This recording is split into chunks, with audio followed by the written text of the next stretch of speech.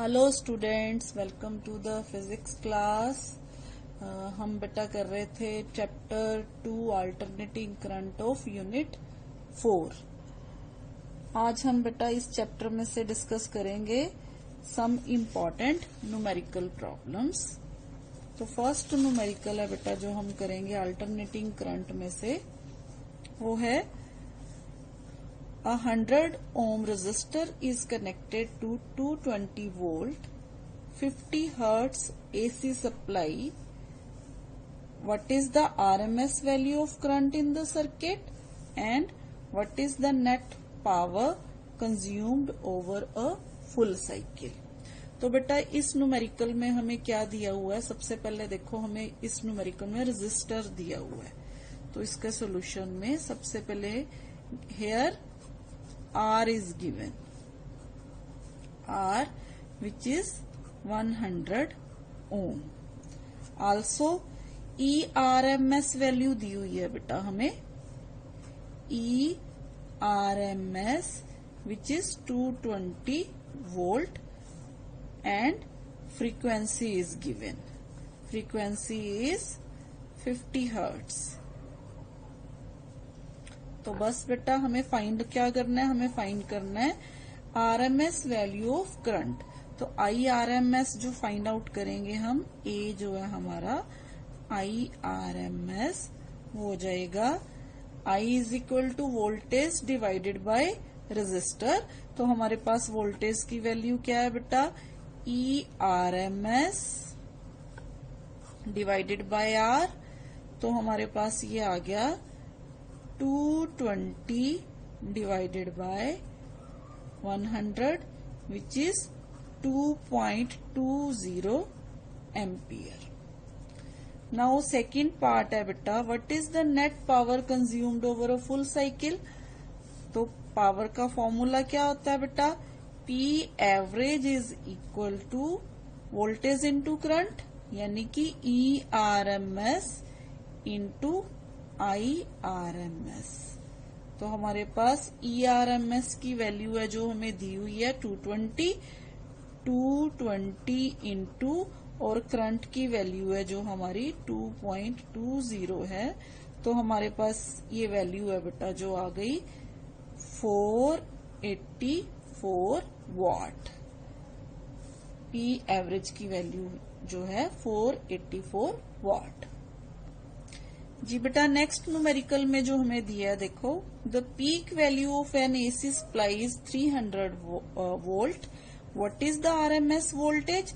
सबसे पहले हमें आरएमएस वोल्टेज फाइंड आउट करनी है ए पार्ट में, और बी पार्ट जो दिया हुआ है the RMS value of current in an AC circuit is 10 ampere. What is the peak current? Peak current find out करना है। तो सबसे पहले हमें ए पार्ट में हमें जो दिया हुआ है बेटा, वो दिया peak value 300 volt. Peak value means इसका सॉल्यूशन में हेयर ई नोड दी हुई है बेटा, हमें पीक वैल्यू दी हुई है 300 वोल्ट। तो ERMS क्या होती है हमारी?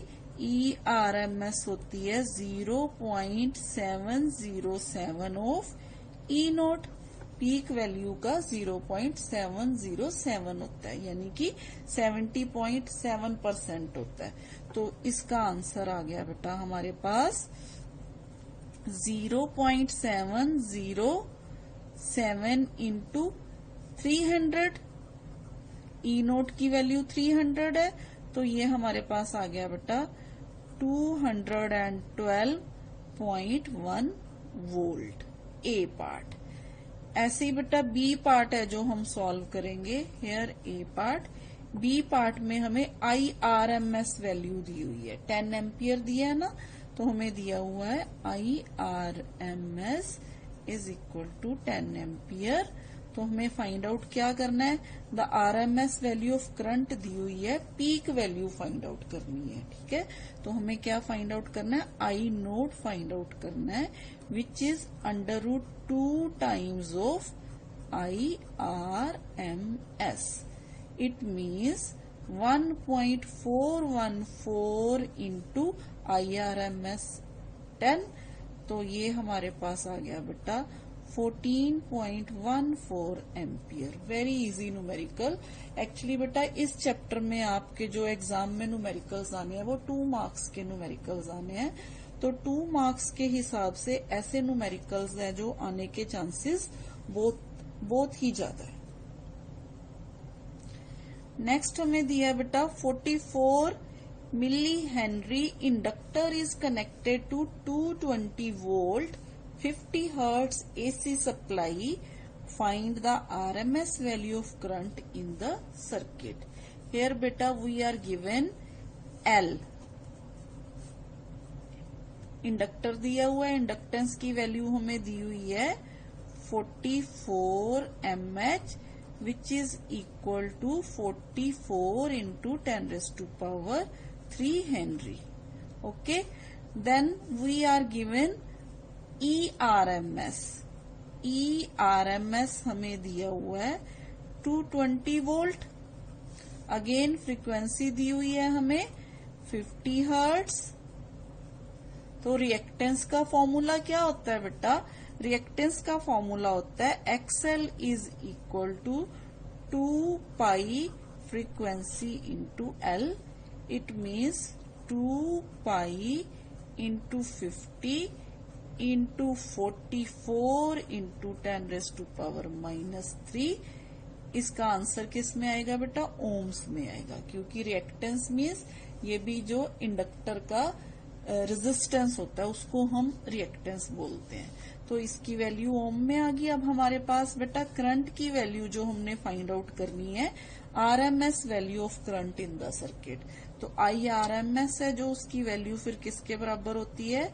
IRMS again voltage divided by resistance. तो here resistance is inductive reactance. तो हमारे पास ERMS डिवाइडेड बाय XL, इसकी वैल्यू हम पुट कर देते हैं 220 डिवाइडेड बाय XL की वैल्यू 2 pi into 50 into 44 into 10 raise to power -3। तो इसको सॉल्व करके हमारे पास आ जाएगा बेटा 15.9 एम्पियर। तो ये आ गई बेटा हमारी IRMS की वैल्यू, जब हमने इस वैल्यू का इंडक्टर है जो वो सप्लाई में अटैच किया हुआ है। Here next numerical is a 60 microfarad capacitor is connected to a 110 volt 60 hertz AC supply. Determine the RMS value of current in the circuit. Here beta we are given capacitor. Solution, capacitor दिया हुआ है हमें 60 microfarad का। It means 60 into 10 raise to power -6 farad. ऐसे unit में convert कर लिया हमने। अब हमें बेटा ERMS वैल्यू है जो यहाँ पे दी हुई है, ERMS वैल्यू 110 वोल्ट दी हुई है और फ्रीक्वेंसी दी हुई है हमें 60 हर्ट्ज। नाउ कैपेसिटिव रिएक्टेंस क्या होता है बेटा? Capacitive reactance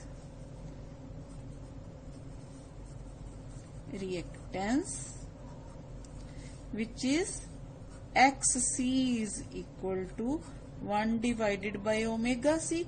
Now omega is equal to 2 pi by T, that is 2 pi into frequency.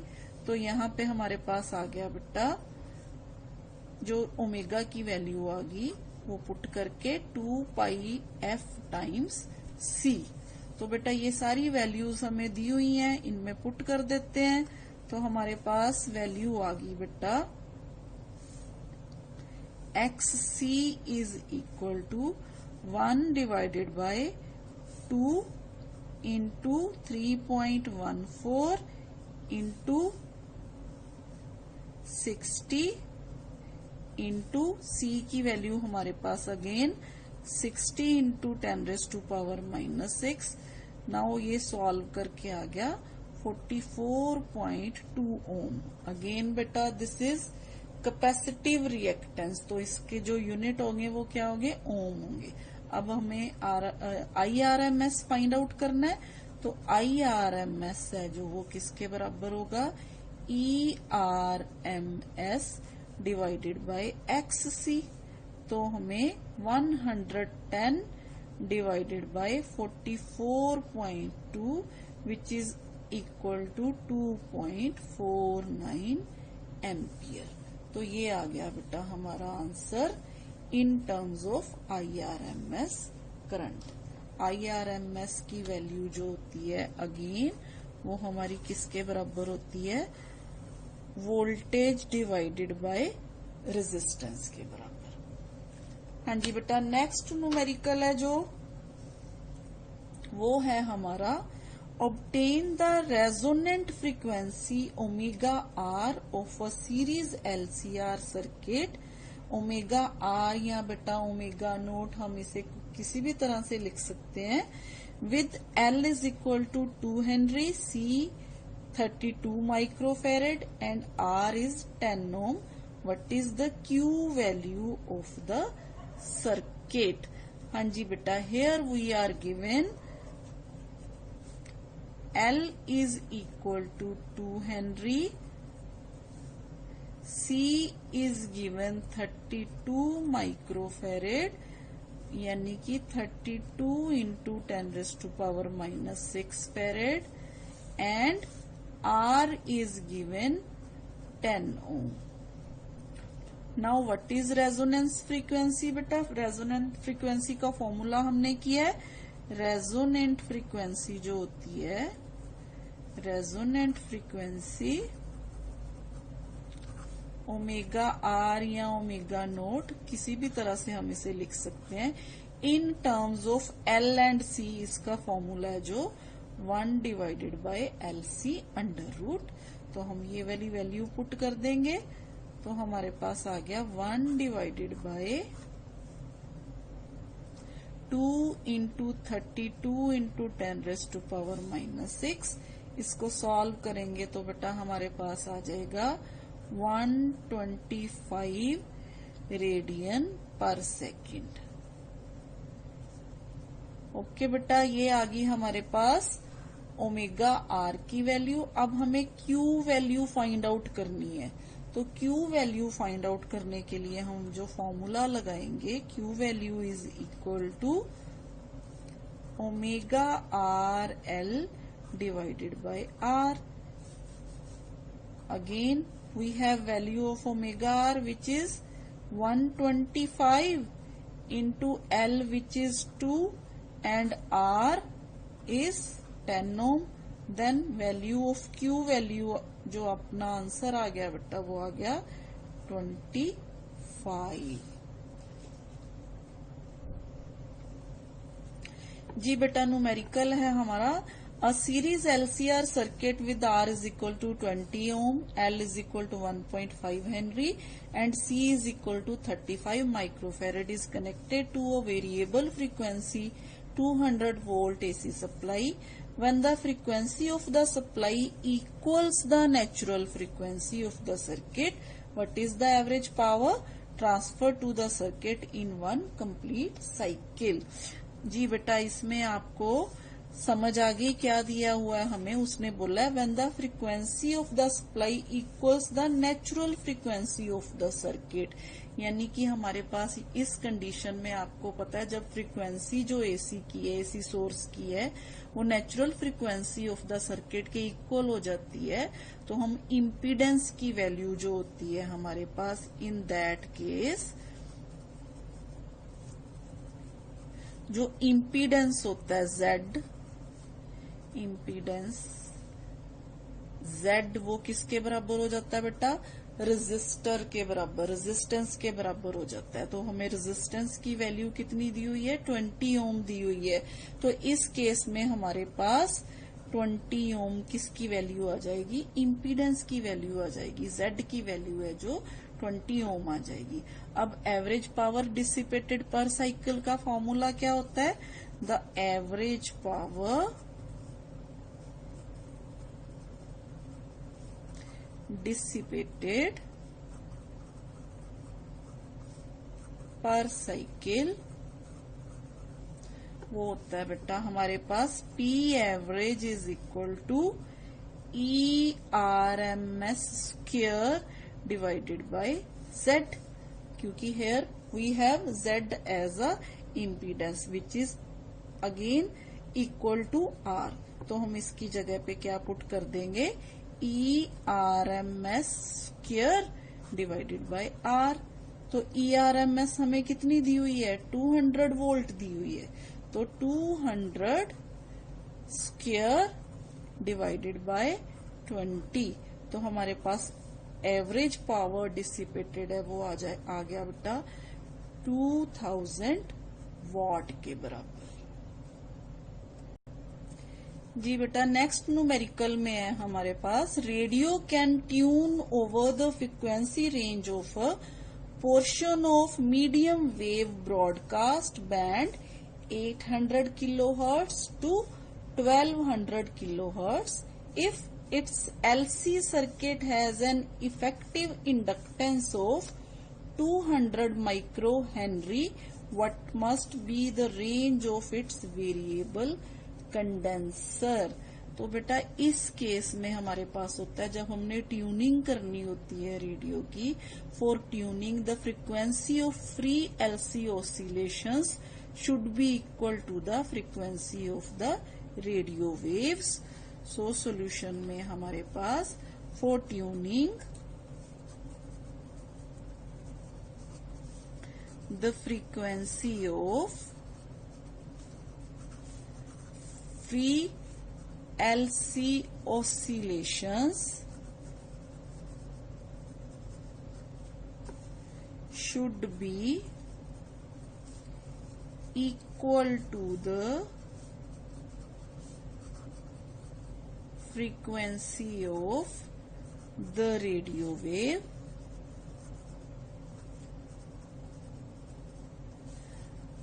and the value of this frequency is, the value of this frequency is, क्या होती है बेटा इस case में जो फ्रीक्वेंसी की वैल्यू होती है वो होती है f divided by 1 divided by 2 pi under root LC। ठीक है, ये फॉर्मूला हमने किया हुआ है।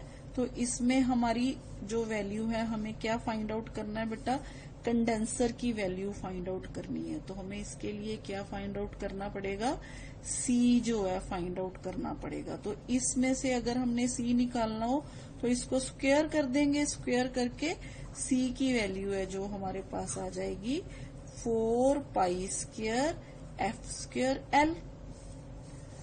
जी बेटा अब हमारे पास जो फर्स्ट केस है उसमें क्या है, हमारे पास 800 किलो हर्ट्ज दी हुई है। फर्स्ट जो रेंज में जो पहली फ्रीक्वेंसी दी हुई है वो कितनी दी हुई है, 800 किलो हर्ट्ज। तो फॉर फर्स्ट केस में हमारे पास F है जो 800 kilo hertz, it means 800 into 10⁻³ hertz.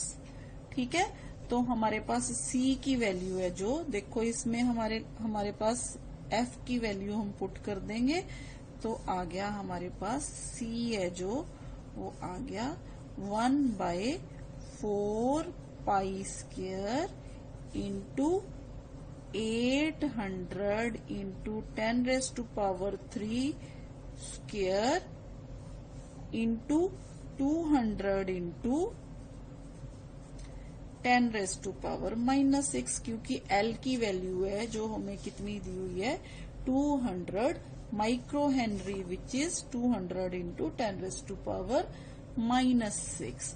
तो बेटा ये सारी वैल्यूज है जो हम पाई की वैल्यू जब पुट कर देंगे तो हमारे पास जो आंसर है वो आ जाएगा 197.8 इंटू 10⁻⁻12 फेरेड। तो हम इसको ऐसे भी लिख सकते हैं 198 ऑलमोस्ट पिको फेरेड, क्योंकि ये 10⁻⁻12 है तो 10⁻⁻12 फेरेड मीन्स पिको फेरेड। तो ये आ गई हमारे पास वैल्यू C की। नाउ अगेन बेटा नेक्स्ट रेंज है जो हमारे पास वो दी हुई है 1200 किलो हर्ट्ज। तो फिर सेकंड केस है जो उसमें हम एफ की वैल्यू है जो वो लेंगे 1200 किलो हर्ट्ज, यानी कि 1200 इंटू 10⁻³ हर्ट्ज। तो अगेन बेटा C is equal to 1/4 pi square into 1200 into 10⁻³ square into 200 into 10⁻⁻⁶। तो ये आ गई हमारे पास बेटा फेरेड में वैल्यू। अब इसको अगर हम सॉल्व कर लेंगे तो हमारे पास ये वैल्यू भी इसी तरह से 88 पिको फेरेड आ जाएगी। Thus, the variable capacitor should have range about 88 picofarad to 198 picofarad, क्योंकि हमें उसने पूछा है what must be the range of its variable condenser। Variable condenser की इस फ्रीक्वेंसी में रेंज पूछी है उसने, तो हमने रेंज है जो फाइंड आउट कर ली। वो कितनी है हमारे पास, एक केस में हमारे पास 88 पिकोफेरेड है और नेक्स्ट केस में हमारे पास 198 पिकोफेरेड है। So we can write here the variable range